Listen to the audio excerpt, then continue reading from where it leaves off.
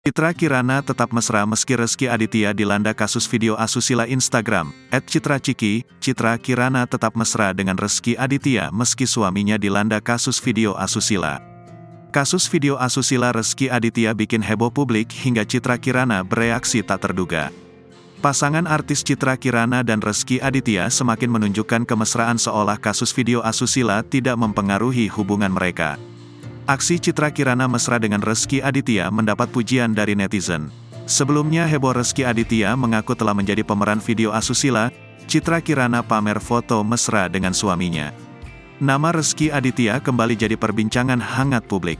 Sebab dia akhirnya mengakui menjadi pemeran video asusila 45 detik dengan wanita Rusia.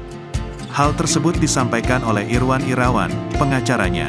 Iya, kata Irwan membenarkan, dilansir dari Serambi News, Rabu, tanggal 17 Mei tahun 2023.